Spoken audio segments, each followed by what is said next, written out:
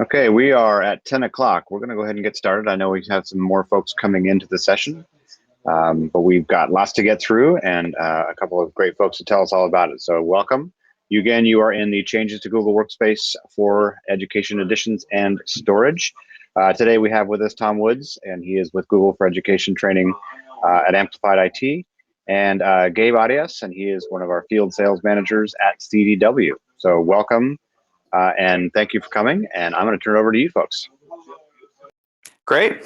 Thanks very much. And we're in the correct session, so I guess that's a good thing too. It'd be really awful if we were in the wrong one. So that's a good start. Welcome, everyone. I'm going to get a screen share punched up here right away. And our slide deck link is there on the title slide. If you're seeing that, is that coming through, Gabe? That is coming through. Okay, great. And I've also just put it into the chat there for you, bit.ly/GWFE, as in Google Workspace for Education Storage. We're going to cover both those topics, what's recently changed with G Suite for Education, transitioning into Workspace for Education, and then some of the upcoming changes to how storage is going to be dealt with within your Google for Education domain. So we're going to cover that today. Lots of great information, hopefully dispelling a lot of the misconceptions and nervousness around some of those changes and around the changes to storage. Articles and support documents from Google can only really explain so much. So hopefully we've got lots of good information here for you that you'll leave knowing where you sit, where you stand, being able to have those great roundtable conversations with your peers there at your school or district, and know what kind of plans and what kind of processes you want to put in place and good forward thinking you want to have over the next 8 to 12 months. So welcome. I clicked on the wrong thing there. There we go. And my name is Tom Woods. I'm our Google for Education training lead here at Amplified IT. And if you're not very familiar with Amplified IT, I know we've been up in your area quite a bit at the various conferences and worked with a lot of districts in the area, as we can even see here by the map. We're a technical consultancy company. We're based out of Norfolk, Virginia, but we're all over the place. I'm up in Ontario, Canada. We've got folks all across the country in the US. We've got a complement of folks in Edinburgh, Scotland as well. So we are multinational, I guess you could say. And we're also now, excitingly, part of the CDW family, which is a recent change that's going to allow us just to be more impactful to a lot more schools in a lot of bigger, better ways.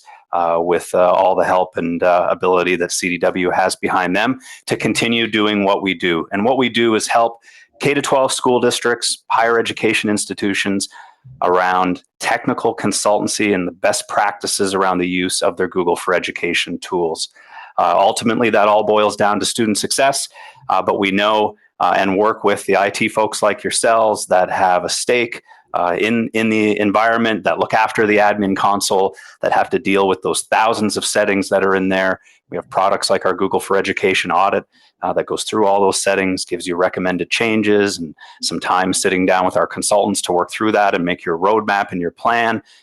To software as a service solutions like Little Sis for Google Classroom, kind of that missing admin console for Classroom, our Gopher tools like Gopher for Chrome. We've got Kickstart services for those just starting Workspace for Education for the first time. And we do support, we do migrations from Exchange and other mail platforms and calendar platforms over to Google and Gmail and everything in between. So we've worked with almost 5,000 different school districts throughout the US and Canada.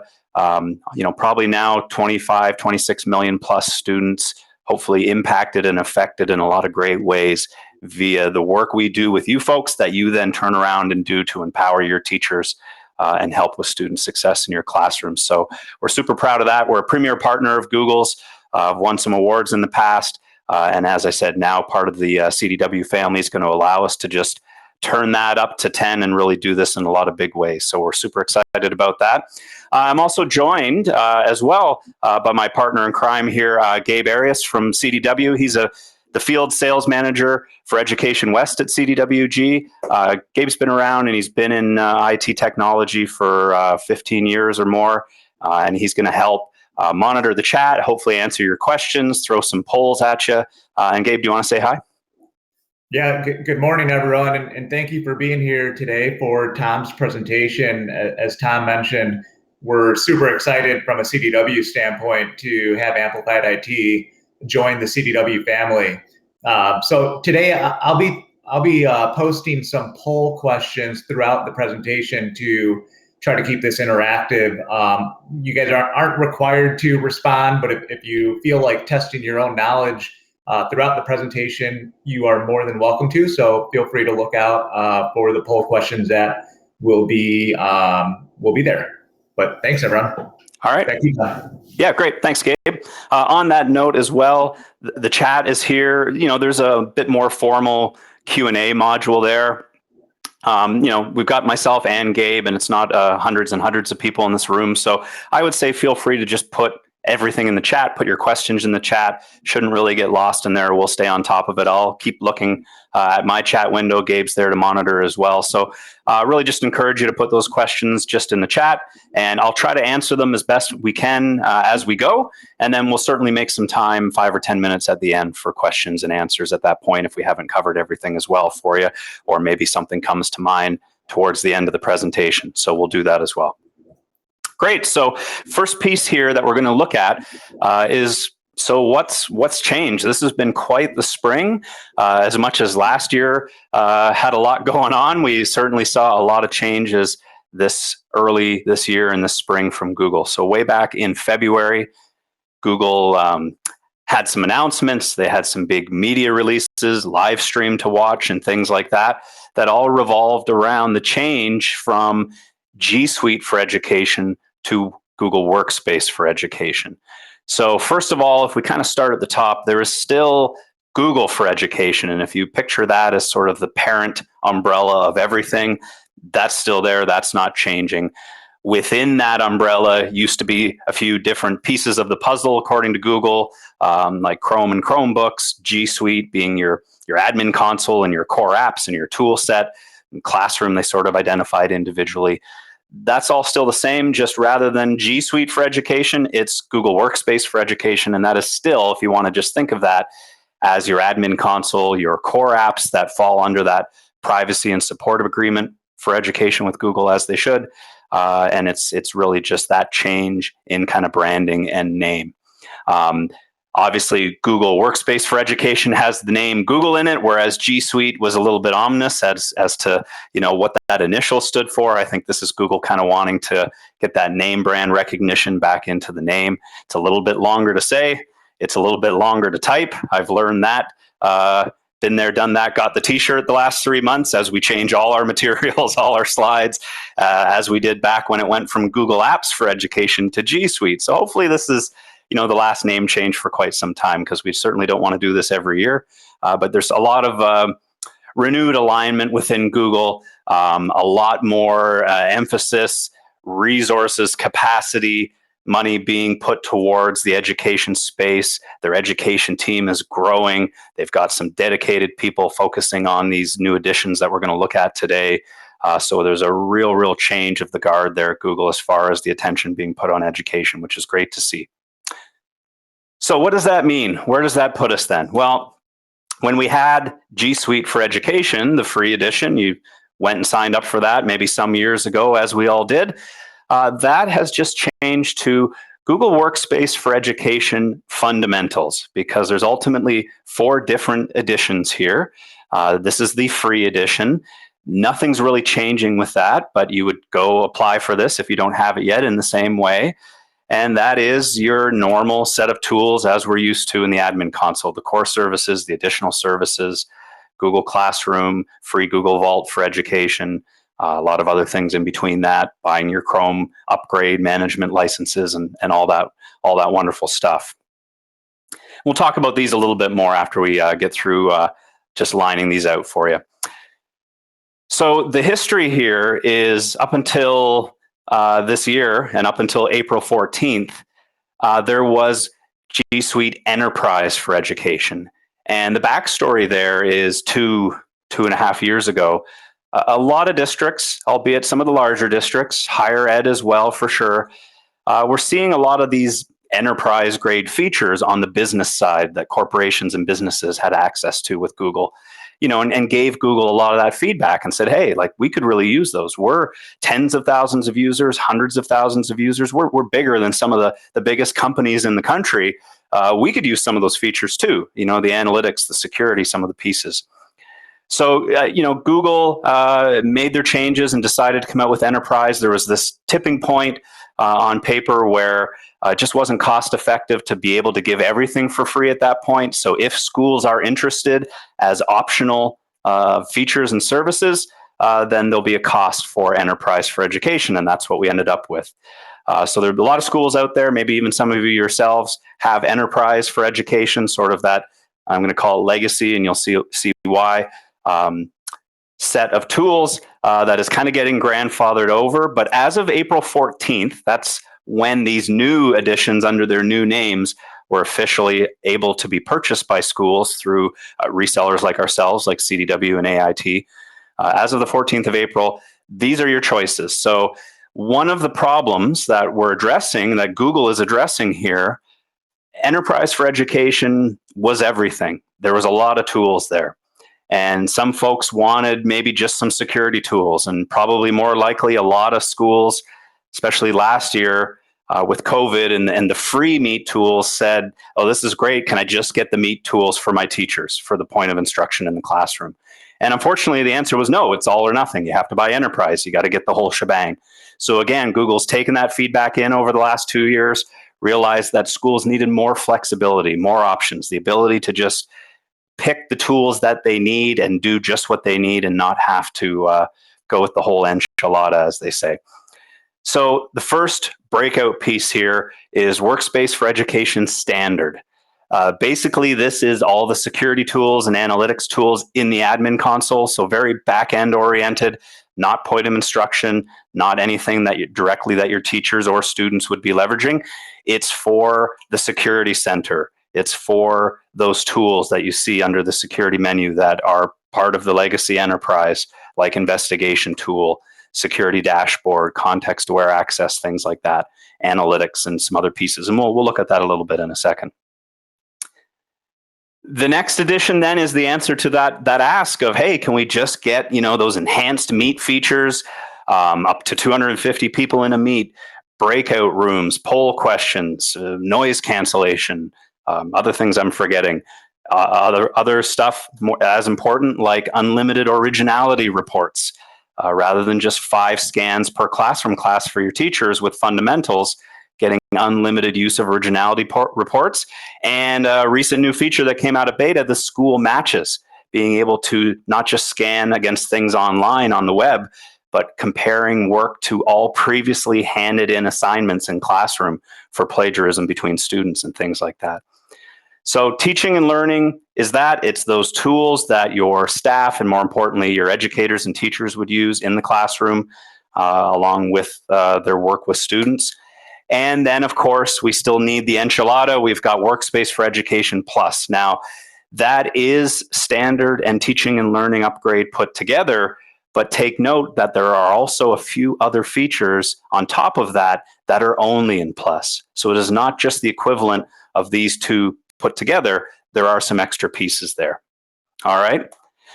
So let's break that down, and then we'll look at that. We'll do a quick tour of how the pricing is structured and the licenses for sure, and then we'll get into some other pieces here.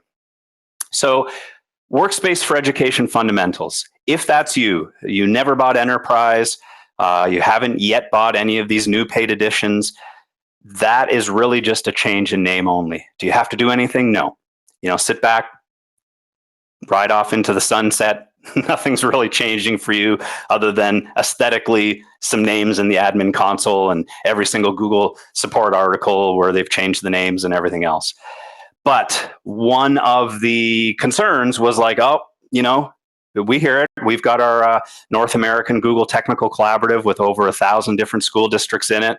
And, back in February, we see all the comments pop up, and we were there to sort of settle things down and let people know. But sometimes the knee-jerk reaction can be, oh, here we go. Now you have to pay for everything. The free stuff's not going to be free anymore, or they're going to freeze it. Any new features are going to go into the paid solutions. We're not going to get anything in the free one anymore. And that is not true. Google was very clear during the press releases the live streams and everything in between, that isn't changing. The fundamentals, the free version, is still going to continue to get new features. There'll be new services or additional services added, new innovations. There'll still be, that free support when you generate your PIN number and contact Google. That is not changing at all, and they wanted to make that totally clear. They're very committed to that continuing. The fundamental suite has never and will never have anything suddenly taken away from it and then turned into a paid feature. That hasn't happened, and that won't happen. It'll just continue to get new stuff, and then over and above that, some additional real high-end features will end up in the paid editions. So that's going to continue in that way. If I jump over to the admin console here real quick, just so we can have a quick look. If you go into billing, everyone's going to see, make this a little larger, Workspace for Education Fundamentals. So ultimately, everyone has that, and when you get a paid edition, that goes over top of Fundamentals. You always still have that, and then the paid edition or your Legacy Enterprise is going to go over top of that.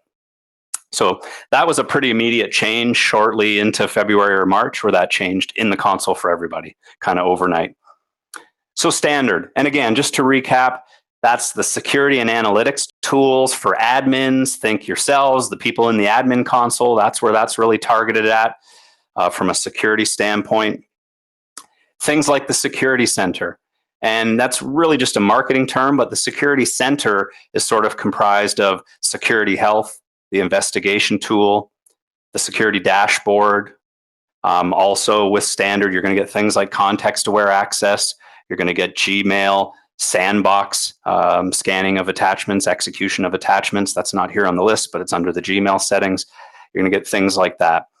You're also going to get BigQuery exporting of everything in the admin console under reports. So think all these different things under reports, your admin logs of who did what in the admin console, the drive logs, the user logs, all the login information.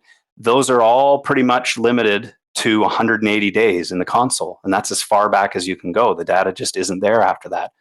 With this export to BigQuery and standing up an instance of BigQuery in GCP, you can now keep that as long as you want. You could have years and years of data to look at your growth and adoption, or to go back and find when something was changed there in BigQuery. And a lot of great ways to look at that data once it's up there. That's a feature of standard to do those exports to BigQuery as well. So something like standard is a good option if you don't have anything other than fundamentals right now, and you've been kind of sitting back and waiting, or recently contemplating whether you need to get into some of these additional tools. Let folks like Gabe know at your CDW rep, your Amplified IT account manager will walk you through all of these and make sure you understand what they are, what you're getting, help you with the math on the pricing and the licensing that you'll see here in the next few slides, because that can be a little bit of a challenge too. And we'll make sure you're making the right choice. That's always really important to us here at Amplified IT, that we do what's right for schools. We make sure you're getting something that you're going to use. We provide a ton of additional post-sale onboarding and training and coaching on how to use these different paid editions so that you get the value out of it. And ultimately, hopefully, then that is something that you renew the next year. And that's what we're after and what Google's after as well. But too many times software is bought for education and then it kind of sits on the shelf. So we want to make sure you get that value out of it, and that engagement is there as well. And we really dive in more than any other reseller on that. But moving on, let's jump to teaching and learning. Teaching and learning upgrade, as we said, that's the teacher tool set, if you want to look at it that way. All those enhanced Meet features, the stuff that was free last year for COVID that ended in November, unlimited permanent recording of Meet, 250 people, breakout rooms, all that good stuff. And then again, unlimited originality reports for your teachers to use. And also not really here on the slide yet, but we should get it in, is the new school matches scanning for previously handed in assignments, which is pretty cool. And then again, maybe this is what you're after if you're just sitting with fundamentals and what's most important, given the way remote learning has gone, or what your hybrid is going to be, even at least over the next year, that you want to empower your teachers with these tools, attendance and Meet, recording, all that kind of stuff. Then maybe this is where you're at, and this is what you need to look at. If you are, I didn't mention it on the other slide with standard, but also if you are a partial domain license owner for Classic Enterprise, where you didn't do the full staff FTE, you bought 50 or 100 or 200 licenses, then maybe this is your next move to discontinue doing that and purchase some of these teaching and learning upgrade licenses. We'll look at that model in a second, and that could be a replacement of your partial enterprise licensing. And then again, plus, like we said, smashing everything together, but some additional features over top. This is the direct equivalent to Enterprise for Education. If you have Enterprise for Education and tomorrow you switched properly to Plus, nothing changes. You have every single feature still. Nothing changes really in your console other than under billing. You'd see it flip. If we go back to billing there really quick, I'm just going to go to the home page. There we go. You maybe noticed when I was in here before, this domain has Enterprise from a year and a half ago for our testing. This is what it looks like now. They've changed it to Plus Legacy. If tomorrow you buy Plus, from Gabe, it'll just say Plus. But this is kind of the grandfathering in of the Enterprise based off of an FTE staff count. A lot of people locked in at that promotional price of $24 per staff FTE. Or if you're buying partial licenses, you're going to see Legacy here. And then those, at the time, the 10-to-1 student licenses that you got with that also say Legacy. So that's how that's going to look. All right, so let's jump into what does that mean and how is it priced. And again, we won't go real far down the rabbit hole here, but that's where you need to then, if you need to reach out to your CDWG rep or your AIT person, and then we'll, there's nice, easy calculators and ways to walk through it, but it's not super hard math by any means. Google's done this a little bit differently. So what was a staff FTE count based usually off the NCES website in the past for Enterprise? We flipped that around, or Google's flipped that around. So standard is now going to be done on a student enrollment basis. All right. And I don't believe, and I'm not sure, Gabe, if you know for sure, if really NCES is being used for that student number, because it can be kind of out of date. I think there's a little bit of a sit down to kind of figure out what the actual student number should be, right? That's right. Okay. So again, we'll work with you. Don't worry if NCES is significantly out of date. I think that's a pretty common thing. So we'll figure out the exact student count. $3 per student per year is how that's done. Times, obviously your 10,000 students, 20,000 students, 4,000 students, whatever you are. With that, because when we get here to implementing those licenses, we still need licenses to assign to the students, even with standard, context-aware access, Gmail sandbox. People need a license for those features to work against them. We have to assign those licenses to the students. You also still need staff licenses. So there is a 4-to-1 ratio here. For every 4 students in this count, they will just throw a staff license into the admin console for you to assign to staff. There's not really technically much difference between those licenses because this is standard. It really has to do with a couple of those security features like context-aware access. So, it is labeled as a staff and it will be labeled as a student license. They're kind of the same, more or less, feature-wise, but you do have to apply those to people. All right. John's asking, staff and student licensing cost the same. You're not paying for the staff licenses. The only reason why this is here is just to come up with the price. It's just the foot in the door. We're going to base it off student enrollment. You're buying a full domain. If you think about it that way, then this makes a little bit more sense. This is a full domain licensing model for the standard security features. So we're going to base it off of student enrollment at $3 per student a year. That's just to get it bought. After that, you're going to have more than enough licenses to cover, obviously, every single student, because that was the count, plus in the 4-to-1 ratio, every single staff. And that's a lot richer ratio than the 10-to-1 with Enterprise before, which fit most, but there was some schools where that 10-to-1 didn't really cut it. They had to buy some extra top-up licenses. This is a lot richer ratio, so you should be fine.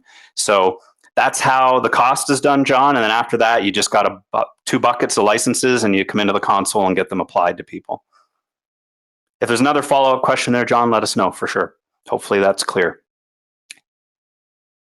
Great. Gabe's throwing some polls at you. Teaching and learning. This is where Google's done it a little bit differently, because these are those educator tools like Meet features and things like that. They're just flipping this to $4 per user per month.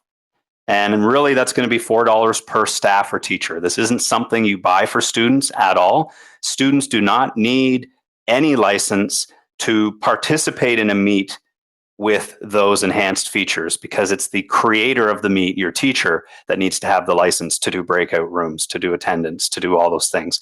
Participants, the students, don't need a license at all.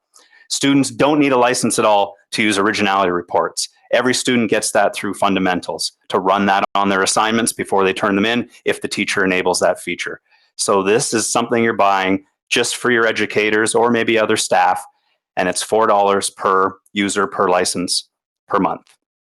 All right. And I know the per month is a little bit strange. I know we know schools isn't really how you guys work. Even back with enterprise, technically that was a per month thing.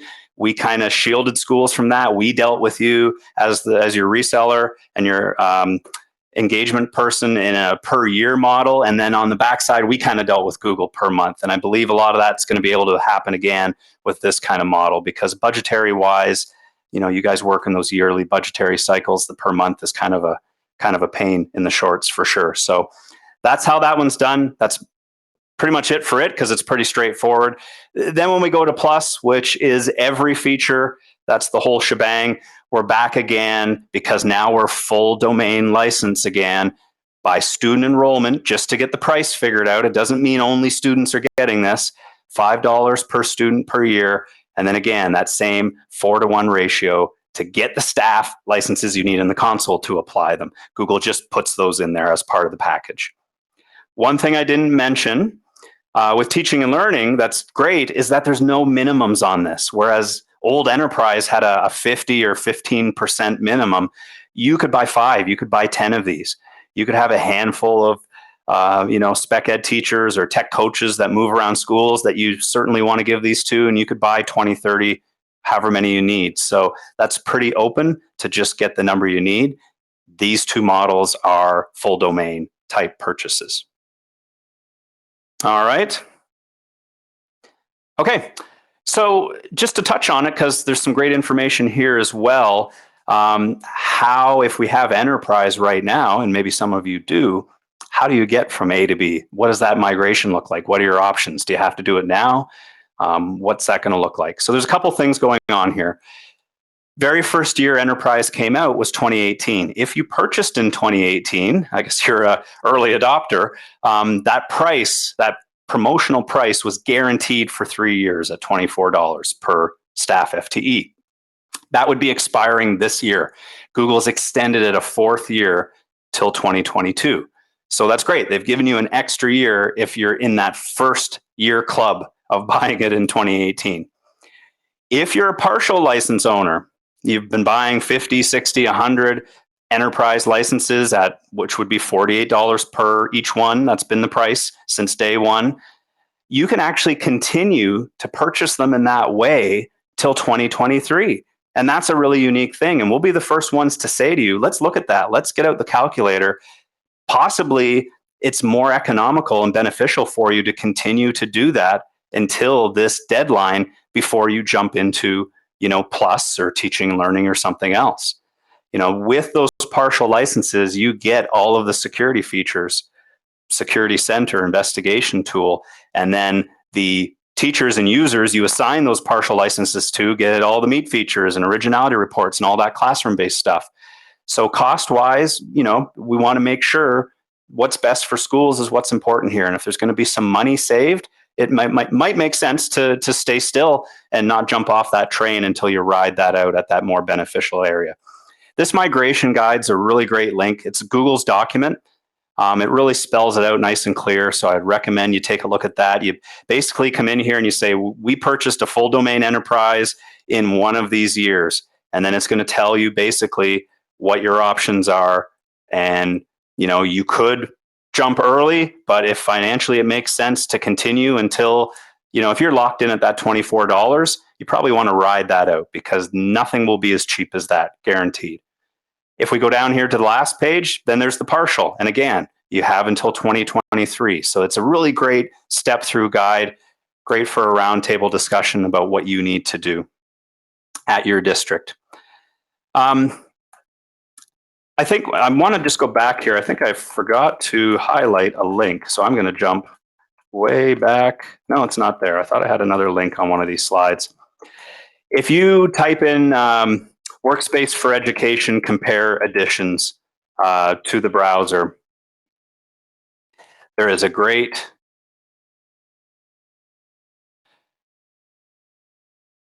I think I need education here, so I'm going to put that in because that will be important. There's some great pages here. There's more of a marketing page. I'm a fan of this support page here because it gets me a little bit more of what I want as an IT person. This is a fantastic resource. I'm going to throw it in the chat now that I've said that, and maybe make a mental note that we should probably have this in the slide deck. It was in some of the presentations a few months ago, but this literally just lays out with this nice matrix of checkboxes what you get with each edition.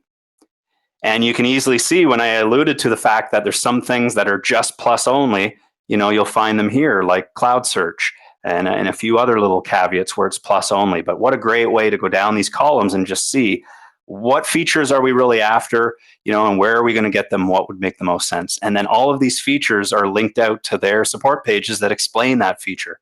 So this is, to me, way better than the marketing page that was at the top of that search result. I think this one's really awesome. I'd keep that one bookmarked. It does seem to get updated as soon as a new feature, comes out. I know the school matches is listed in here somewhere. If we found the classroom stuff right here, I don't know why they called it peer comparison.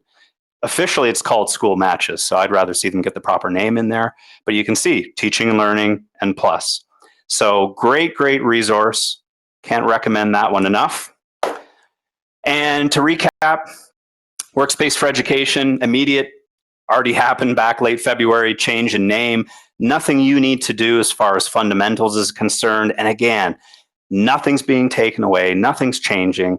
You will continue to get new stuff. They're not going to now take all the goodies and all the features that come in the future and just shove them into the paid editions. They're only going to keep that upper echelon of high-end features. And then there's a decision process at Google. What does the back end cost us? How much GCP horsepower does it need to run the investigation tool? And that's what determines a paid feature versus the free. Some reiteration of some of the key dates here. April 14th was when you could buy the new editions as they are. If you're on legacy, you're probably sitting still for a little bit, and this isn't as important yet, but depending on when your expiration date is for your locked-in price, you want to start looking ahead at what this means.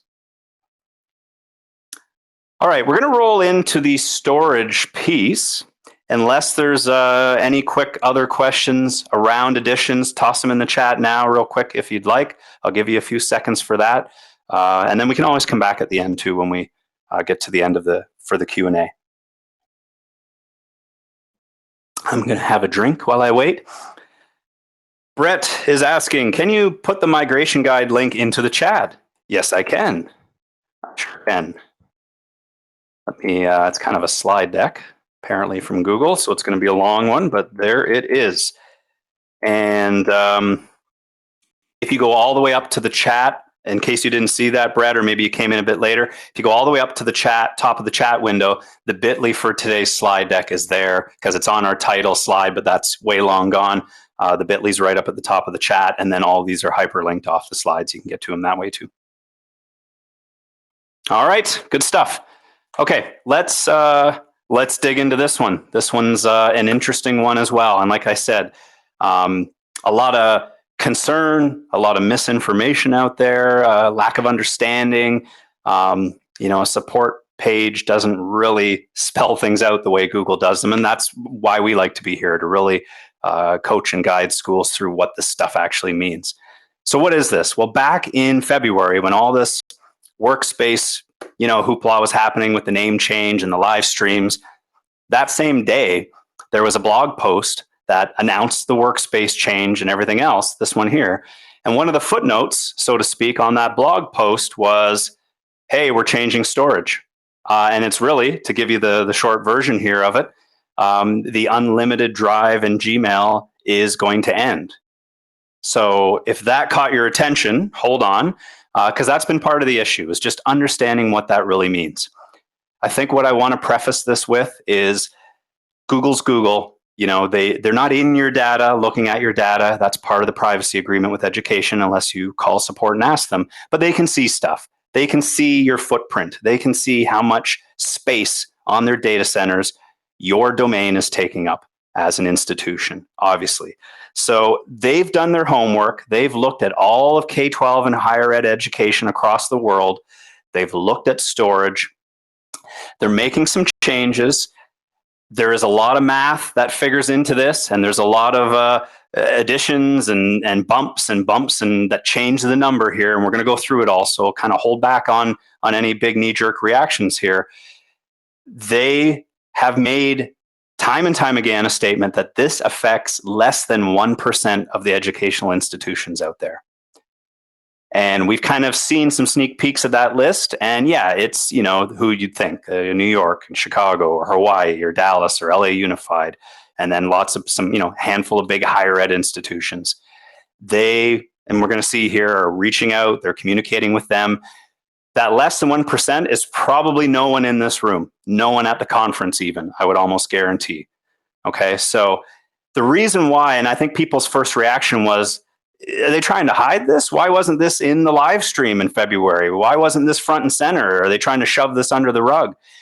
Because of that less than 1%, I think there was a smart move there by Google that would only incite more panic to bring this up and put it front and center, because you'd be throwing a grenade, not giving people all the information they need, and then running away, and then they're going to make up their own decisions about what it means. So I think it was smart to just, given that less than 1%, this can just be a blog post, because it isn't really going to affect everyone at all. So I'll take you through it. So let's go through it. Unlimited Drive, unlimited Gmail, as well as we'll see Google Photos are part of this equation. We'll talk about Vault at the end, so hold on for that, because that's super, super key. What they're doing is they're putting a cap, but they're not putting a cap per user. They're putting a cap per domain. So there is one giant bucket of storage for your Workspace for Education domain. You're either under that or you're over that. We're not getting down to an individual level here. There's going to be a quota tool for you to use in the console to say, hey, Gabe, you're limited to 10 gig and that's it. But that's just more a tool for your toolkit to keep certain users at bay or to stop abusers or things like that. But this has nothing really to do at a per user level, user-centric level. So this is the breathe and calm slide. If my soothing voice isn't calm enough, that this is okay. We'll walk through this together and we'll understand it, and we'll get through this. So what it means is, first of all, fundamentals, which is everybody, remember that base that everybody has, is going to get capped at 100 terabytes. Now, there's some pages out there, Google's, that, you know, say, oh, you can do like 1 million MP4 files and a bajillion documents, and they've got all these crazy statistics. It's a lot of space. Again, Google's done their homework, and there's more to be added to this conversation that I still haven't got to yet. So even at that, they've looked at it and said, you know, if you're 10,000 students, 20,000 students, 60,000 users, this should be a ton of space. And if it isn't, maybe there's some things going on that shouldn't be going on. You know, maybe there's some abuse going on. And part of what we've got here for you today is some really great takeaways, some information from us on some due diligence and an opportunity to start looking at this a little bit over the next year to get ready for this. If we didn't mention it on the previous slide, July 2022 is when this cap is going to come into play. So we've got lots of time. That's the other message, right? We've got over a year still to prepare for this, and ultimately, there's not really anything to prepare for if it's less than 1% affected. But there's an opportunity to still be diligent and keep staff and students and people under control, because who wants an abuser spiking, having 800 gig in their Google Drive or something crazy like that? We would want to deal with that anyway, regardless of a cap. So there's a good opportunity there.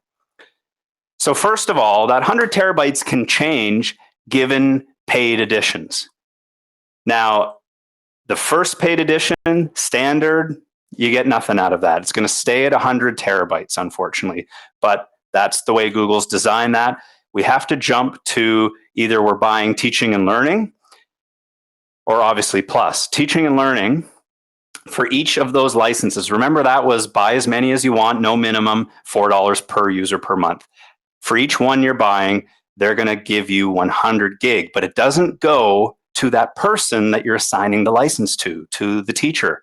Again, it's a bucket. That 100 gig per user is just the calculation. It gets added to the global pool of storage. Okay, always, always, always goes back to that bucket for the whole domain. Does not get assigned to the user specifically. If you're purchasing Plus, because Plus is a full domain and you're doing it by student enrollment, plus you're getting those 4-to-1 kind of freebie staff licenses to apply, Google's going to give you 20 gig per every user, staff and students. So if you're 20,000, 30,000, 40,000, if you're big, that's going to really add up quick. We'll take a look at some quick math. It can really add up quick. That'll get added to the pool again. So now, what if I have enterprise and I'm one of those legacy folks and I'm sticking with that for a year or two yet? Enterprise was purchased in a full domain as staff FTE, from that NCES website. You're buying 1,000, 1,300, 2,600, whatever you were buying. You're getting 100 gig per each staff license you pay for under the enterprise legacy model, and that's getting added to the pool. Even though we saw on the console, this is called Plus Legacy, you don't get the Plus plan of like 20 gig for every user we just saw on the previous slide. Because you're enterprise old school, you're going to get 100 gig per the staff licenses you pay for each year added to the pool. If you're partial domain, like we said, you can buy 50, 60, 100 partial domain, and you may continue that, like I recommended, if it makes sense, till 2023. Again, you will get 100 gig per each of those licenses you pay for added to the global pool. And Jameen's got a question, is the 100 gig or 20 gig user on top of the 100 terabyte or instead? Great question. Apologies if I wasn't clear on that. It is on top of. Everybody gets 100 terabytes, never any less than that. Having these paid editions or legacy enterprise adds to your 100 terabytes to give you even more. So if we got a slide coming up with a bit of math to show you an example. So a few key points here. July 22, again, lots of time. Everybody's going to get 100 terabytes. What counts for this? And I kind of mentioned it earlier, but Drive, Mail, and Google Photos. And we won't talk too much about Google Photos. Ultimately, best practices wise, we'd be telling you to turn it off for students as an additional service. We'd probably recommend that you turn it off for staff because the personal cell phone photos and videos auto backing up to your district environment isn't what most want when we do our audits and talk with people. So, yeah, photos, but let's sweep that aside, that it's not going to really be a big deal, hopefully. We're talking Drive and Mail. Drive includes right now everything that's non-native Google formats. So if you're putting MP4s, PDFs, DocXs, anything that's not a Google Docs, Google Sheets, Google Slides, Google Forms, Google Drawings, Google Sites, something else I'm missing maybe. Right now, it's all of those other things. Okay, so keep that in mind, and we'll touch on that here in a second. Google said, 1%, less than 1% of schools. So we take pause there and realize that's not us, most likely. And then here's another thing that's going to add to the math. Again, Google is going to look, and if you're 20,000 total users or more, your staff and all your students, they're going to give you another bump of 5 gig per each user into that pool. And that'll be compounded with possibly your paid editions or enterprise bump. So you're going to get kind of all three things stacked together. Your 100 terabytes, maybe an increase because you own enterprise or a paid edition. And if you're big, you're going to get 5 gig per user because you're 20,000 users plus. Okay. Jury's still out how they're going to do that. Do you have to put in a support ticket request? Are they just going to automatically do this 5 gig per user for anybody that's this large? We're not sure, but it's going to be there. When Google says we're going to contact the 1%, they're going to reach out to whoever's listed as the primary admin in the admin console, and they may have already been having some of those conversations. I'm not sure, but that's what they're going to do. Chad's asking, yeah, is the 5 gig per user on top of the 100? Yes, and possibly on top of your paid enterprise or paid editions bump as well, all added together. No problem, Chad. So I'm going to stop and do one thing here real quick. If you're in front of your admin console, feel free to sign back into it if you're timed out and join me in looking at what your current storage is. We go to reports, and right on the highlights main page for reports, you're going to find your number right here. So if you're near that, go take a look. But a few caveats here to think of. This is the entire domain storage footprint right now. Mine's super boring because this is a test domain. This is Drive, Gmail, and Photos for everyone all added together. But this doesn't count native files. And here's kind of the kicker. Native files, docs, sheets, slides, etc., are going to start to count and take up space. Was going to be soon. It's been deferred and bumped to February. So as of February, they will start taking up space. Is that pull the panic alarm? Probably not. We know docs are really efficient. Gmail bodies are text. You know, it's going to be good. Maybe email attachments might be the wild card there, but hopefully not. It's not going to move the needle a whole lot in our minds and in Google's minds, but it's worth knowing that that fact is going to change. This number does not yet include native Drive files. Okay? So you kind of have to, with a grain of salt, realize that that's not in there. If we do view details, you're going to see Gmail, Drive, Photos, and yeah, we haven't mentioned it yet, but shared drives are part of Drive. They count too. We can't shovel a bunch of stuff up into shared drives and hope that it won't count against that number. It all counts. All right. So it also speaks, and we'll see that on a future slide here, around, you know, kind of due diligence and good management of shared drives too. But you can kind of look and, you know, like here's kind of a fun example, like, holy moly, what happened on, we went from 1.8 gig total in Drive for everybody, and the next day we jumped up to 7.8. Well, I'm going to go check some Drive logs or break out my investigation tool and see, you know, who uploaded a bunch of stuff overnight. Was it a student putting movies up there? What was going on? So even this graph with the spikes can be kind of useful. If you did go check that in your console, put your number in the chat for us, because it's just always curious to see. And we've been doing this kind of presentation quite a bit, and we've had people with more than 100 terabytes. And I want to talk about that. So I'm seeing nothing surprising here. I see a PB. I hope that's not 7.2 petabytes from Jamin. So hopefully not. Hopefully that's a typo. Unfortunately, it is. All right. Well, we'll put a pin in that one for now. Interesting. What I wanted to say, and thanks for everybody for putting that in. There's somebody that's not even at a terabyte yet. So there you go. We've had districts say like, we're at 120 already. Should we be worried? Why hasn't Google contacted us? Are we on that 1% list? And we've been able to kind of like ask the right people at Google and say, no, you're not on the list. Why? Because they haven't yet given you your enterprise bump or paid editions bump. They haven't yet given you this 20,000 user, we're a large district bump. They know they're going to do that sometime between now and July next year.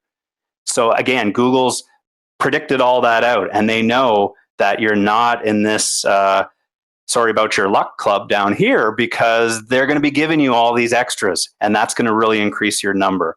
So, you know, Google knows more about the future than what you can see now, and that's why you're going to be okay. Now, the petabyte situation, I'd be interested to know, and this should probably be an offline conversation. Has anybody at Google reached out to you? If not, you know, definitely talk to your CDW rep or get on with them and us, and let's see what the situation is. You know, because that seems astronomical, but maybe there's a legitimate use case going on there. Here's that math example to just get to it here. If we're a pretend district, really large, like 80,000 students, our enterprise staff FTE number we had to buy a year and a half ago was 5,000 licenses. So we're paying for that. We'll have our 100 terabytes that everybody gets. we'll get 100 gig per each of those 5,000 enterprise licenses we pay for currently. That's another 500. We will end up with 600 terabytes, which is a lot. So that's kind of the idea. And we still haven't even, I just said we're 80,000 students. We'd also get the 20,000 student bump. So take 80,000 times 5 gig. That's going to add to this as well. We're probably, upwards of a petabyte or whatever, right? We're going to be 1,000 terabytes over probably. So that's kind of where all the math comes from and how quickly the whole equation can change for you. Here's some resources. This is an end user page to see what your current mail and drive and photos total is. Should you send this out to all your staff and your teachers?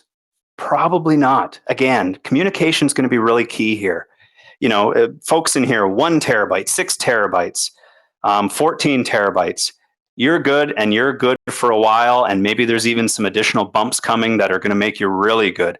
Do you need to work up teachers and staff and lather them up into a panic? No, because that's not going to serve anybody. I think you kind of keep this knowledge, that it's a thing, but that you're okay, and it doesn't need to be widely broadcast. If you say, hey, teachers, everybody check your storage because Google's going to change some things, they might pull the emergency brake, so to speak, and start doing some things that you don't want them to do for no reason if you're going to be way under this limit. So really think about your communication plan. That's going to be super important. There's a Google support doc here on understanding storage. And I see Jacob's got 143 terabytes. And again, there's maybe other math coming into that equation, Jacob, if no one from Google has reached out to you. And I'm not 100% sure their timelines for emailing the primary admin or having the conversations, but there could be other pieces adding to your new cap. But what if you were over next July when they drop the hammer on this? Gmail won't send and receive. Drive, you can't upload anything. You can't create a new Google Doc or anything like that, as you'd kind of expect. And again, it's not one user that can't do that because they're over. There isn't an over per user. We're all over domain wide, right, of that total bucket. So this would stop domain wide. I know that sounds holy moly kind of drastic, but again, Google keeps saying that this is 1% and they're dealing with those people and going to have the conversations and everybody's going to be fine. So you shouldn't get to this situation, but it's good to know technically what would happen. So here's where we jumped in. Google came to us, as they always do, and say, hey, we want to make sure there's some good resources out there aside from the support article on what this means and how to deal with it. Can you make some stuff? And we said, yeah, we would have been doing that anyway, so let's do it. We've got a guide here, storage reports guide from us. These are just free links. This will teach you and show you how to use the different reports in the console to see what's going on, bring them into Google Sheets, sort and filter them, look for your abusers, maybe start to take some actions on that. There's a separate guide here for Google Apps Manager. If you want to actually go out and remediate and let's delete those MP4 movie files from these kids' Google Drives, and you want to do that, we've got some help here for you with GAM and a guide to do that. With these 2 guides, you could do a lot of investigative work throughout this year and put yourself in a good place for sure. If that all sounds great, but you don't have the time or you're not a big GAM person, we've got some white glove here for you. We've got a special support stack, which is about 4 to 5 hours working with our team. We'll sit shoulder to shoulder with you and we'll go through those reports. We'll analyze them. We'll talk about what needs to be done, where you need to look, and help you make kind of the game plan for dealing with the remediation of those things. And we'll work through that with you in a very white glove engagement with you and our consultants and our support team. So that's an option if you want to reach out to us for that. There's some information on that as well. All right, I'm going to just check here. I don't know if there's questions. Am I missing anything here, Gabe? I believe we are good. I good. will note that maybe just a quick 10-second clarification on the storage for the users being pooled or not pooled. Pooled. I've hopefully said it a dozen times already, but hey, it can never be clear enough. This has nothing to do per end user at all. It has to do with your domain pooled storage and whether that's over your cap, whether that's 100 terabyte or whatever your new improved cap is with all the additions you may receive. If you're over that, everything Gmail and Drive in the domain would stop. And again, that sounds really harsh, and it would be, but again, nobody should be really in that situation. And aside from our friend with the petabytes, which that's going to be a very unique situation there that somebody will have to dig into. Everybody should be in fairly decent shape.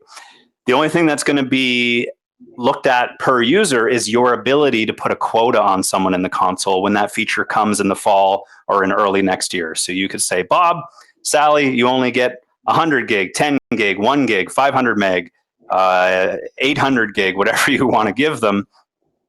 And basically, they, as a singular user, if they hit that limit, their mailbox and their Google Drive would stop doing all those things, but the rest of the domain would keep on trucking as long as we were under that pooled total.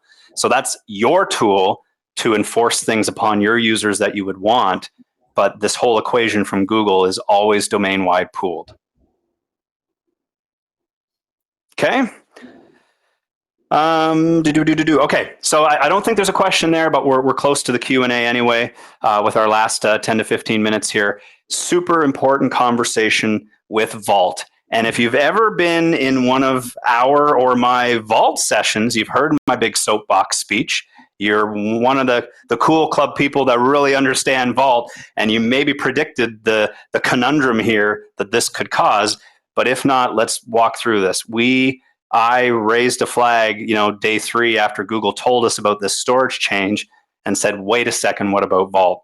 Because given what we know about how Vault works, this seemed like a huge problem that just breaks the whole thing. How is Google going to do this? Why did Vault seem like a problem? Vault, to give you the quick lesson here, isn't a second copy. Like imagine unlimited drive in Gmail and then Google taking that and making another copy of it. That'd be astronomical. Vault is looking at the live user's profile, their mailbox, their Google Drive.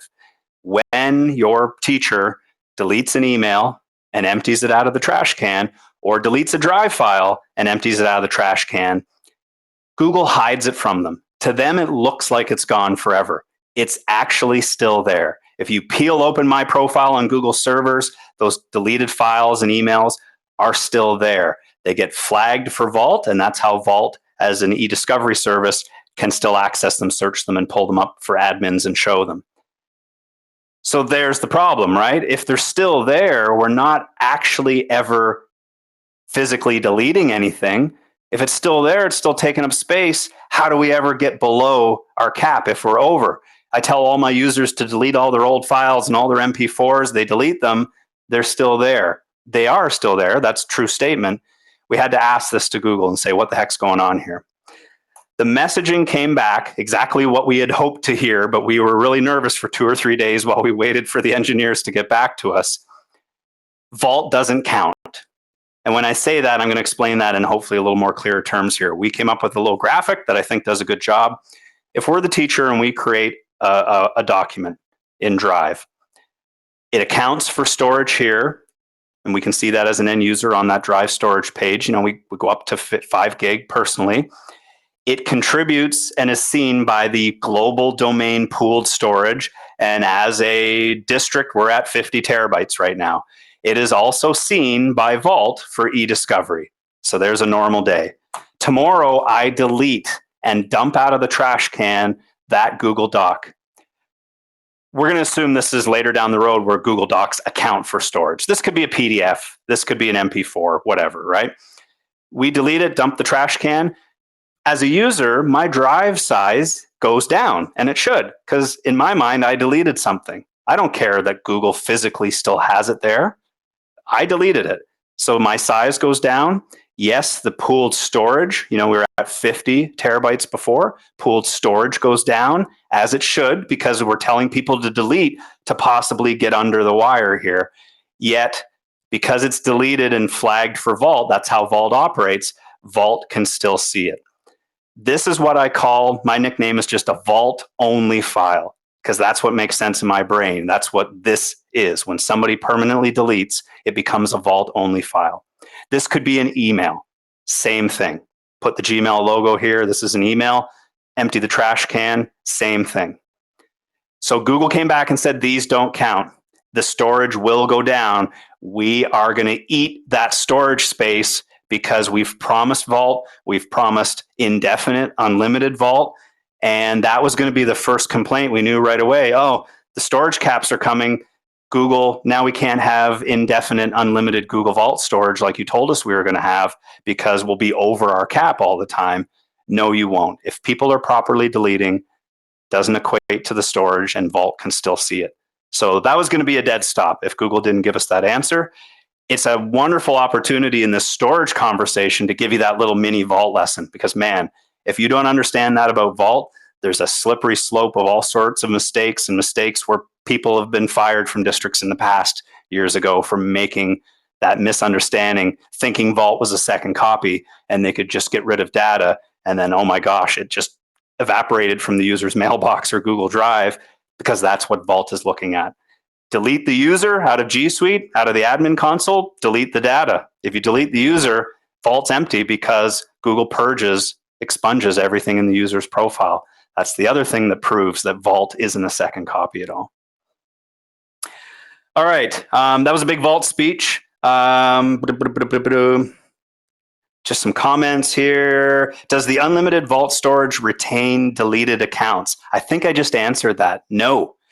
If you're set for unlimited or indefinite, as it's called, Vault, you have to keep accounts suspended forever. If you're deleting staff or students, 20 days after you delete them, you have that little undelete in the console. 20 days later, Google expunges everything. Vault is empty for those users. So if you're standing up there policy-wise or telling your directors or the board, we've got everything and we've got it forever, and then you're deleting users, you're in trouble. So you want to understand, again, why and how Vault works, and why we're going to get t-shirts made up that says, delete the user, delete the data, with a big Vault logo for fun, because that's what's going to happen. People that want indefinite are committed to, well, we'll just forever suspend teachers' accounts so that that data is always accessible in Vault if we need it, because we can't delete them. The other good side of that story is Google will give you as many user accounts as you want, you know, and if there used to be like a 10,000 limit back in the day, and then you'd contact support and they'd give you another whack of 10,000. So it's not like you're paying for user accounts. So keeping them, you know, thousands of accounts long-term suspended shouldn't be an issue. John's saying, got the scars, got the t-shirt on the whole deleting and Vault being empty maybe. So unfortunate lesson to learn, John, but thanks for sharing that. That's good. I think we capped all this, you know, Vault doesn't count if files and things are deleted properly. You will be good. So I see your question, Craig. I'll get there in a second. What does this mean? How are we going to wrap this up now? After all that and the Vault speech and everything else, what does this mean? Again, opportunity to keep an eye on this, opportunity to take a look at what might be some abusers, even if we're never going to be near that cap limit. Why would we want abuse? We've got copyrighted movies and TV shows being put into Vault, games, things that shouldn't be there. There's an opportunity here to take a look at that. So between now and July, you know, set some processes that every couple weeks, every month, we're going to check the logs, we're going to look at things. You can set a reminder for yourself. You could use our guides. You could come up and gently instruct staff and give them some materials on how to clean up without saying, hey, you better clean up because Google's going to cap storage and inciting a big panic. That wouldn't be good. One report I didn't show you back here is if you go down, this is in our guide, but if you go down to user reports, accounts, mine's going to be super boring, but this will be all your users in the domain. And if we move over here, go back up, not much real estate here. Let me make that a little bit better.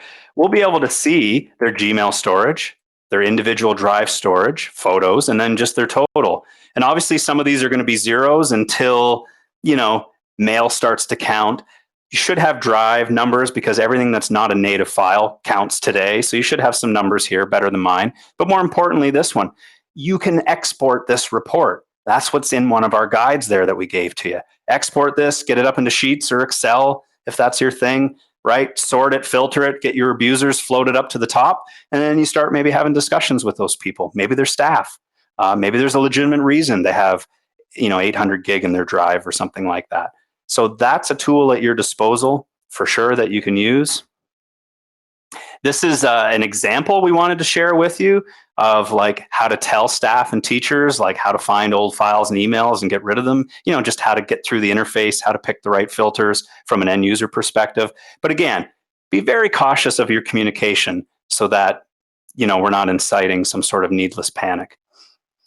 There's some information there, just the support pages on how to look at that highlights page, how to do the accounts report I just saw.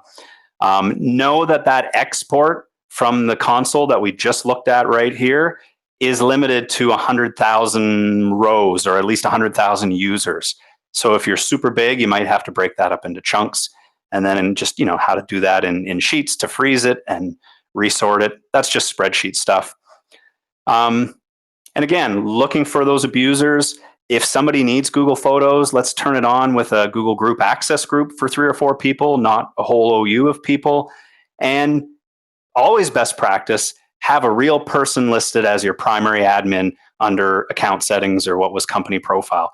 That's how Google reaches out to you for any big deal, any big news. You don't want that to be a generic, or Bob hasn't been at the district for 2 years and his name's still there and nobody's monitoring that mailbox.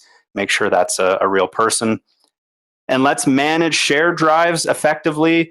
Again, we don't want sprawl. That's going to contribute to our storage. Duplicated, triplicated shared drives with the same things in them isn't going to help. Maybe permissions on shared drives aren't great. A lot of people probably just need, edit access to use the files, but they shouldn't be able to create or upload new files. And that's going to contribute to extra space. Students creating shared drives is going to sprawl things. So it's also an opportunity to take a good step back this summer and start the fall with a better outlook on how you're managing and maintaining shared drives. One thing on this slide, I think we're going to wrap up, I wanted to mention about the important communication. If you were to go out and say to your teachers, hey, Google's going to not be unlimited anymore, the knee jerk that could happen is, IT is going to take my stuff away, or Google's going to take some of my stuff away. I've got lesson plans for the last 15 years. Maybe I should take those and put them in my personal Google Drive under my gmail.com account. And that's bad. Like district data now leaving the system, and teachers and staff are squirreling it away, in Dropbox or somewhere else. We don't want that. So again, be very cautious with communication, especially if this isn't going to affect you at all, like most, then you want to really think through that.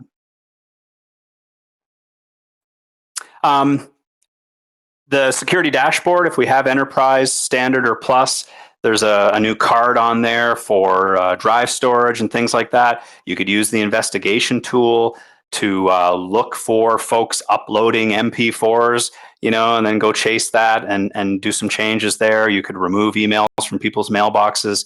There's some ways to use those tools to take a look at those pieces, and that's what we really encourage you to start doing. We're going to hit up some Q&A here in our last few minutes. There's been some great things in the chat. I'm just looking to see suspended accounts count towards domain storage, though, correct? Yes. Whether they're active or suspended doesn't matter. They exist in your domain. They have a footprint. They're taking up, Drive and Gmail space. So suspended or not doesn't matter. Good question. Any other questions? Did I just give every single answer you wanted to hear? Clarification on that. However, if the admin were to go in and start deleting some of the data from that suspended user's account, then that data would still live in the vault, right? But it wouldn't then go against the pulled domain storage, right? Yeah, no, exactly. Gabe, good point. So if you delete some mail with the investigation tool, if you use our guide and Google Apps Manager and you reach out and delete a bunch of MP4s out of some students' drives, that is the same as the user deleting it and emptying the trash can. Google doesn't really care. It's still seen as a delete. So it acts the same. It's permanently deleted technically for the user, still there, still accessible to Vault. It would be a Vault only file or email. Doesn't count towards the storage, or the storage would drop. So if it's you reaching out more systematically to do something with GAM or even with other tools, rest assured that that deletion is just as good as telling the end user to delete it, and still accessible by Vault. Will Vault be available for 99 years? I don't know. Maybe we don't really need to worry about that because we won't be around, right? We'll let somebody else worry about that. Hopefully.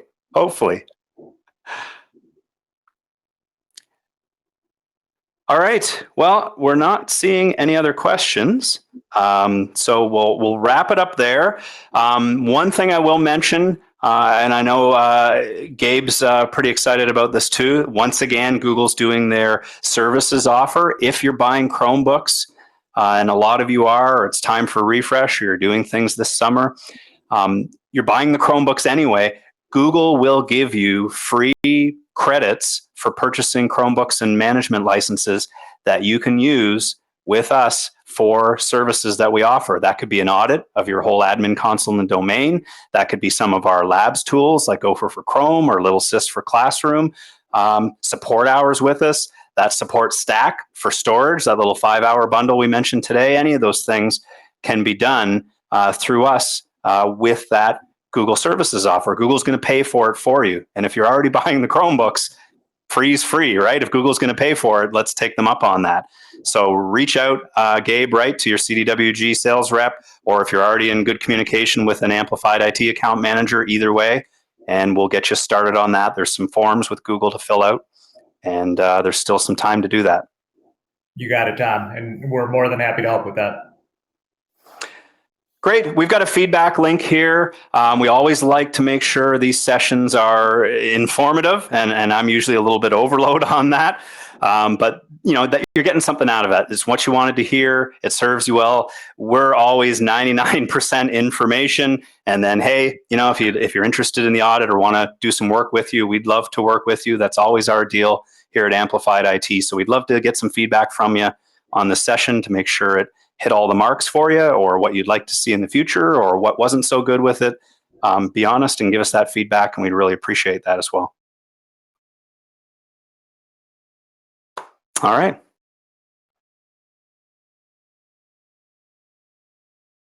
Oh, I don't think I'm not hearing you. No. Yep, I think we're muted, but thank you everybody for joining today's session. You know, on behalf of Amplified IT, CDW, and the greater ACPE community, appreciate your participation. If you have any questions, feel free to reach out to your Amplified IT rep or your CDW account manager. Thank you. Thanks, everybody. Have a good one. We're reduced to sticky notes for communication. Great. All right. Bye-bye. Thanks. Cheers.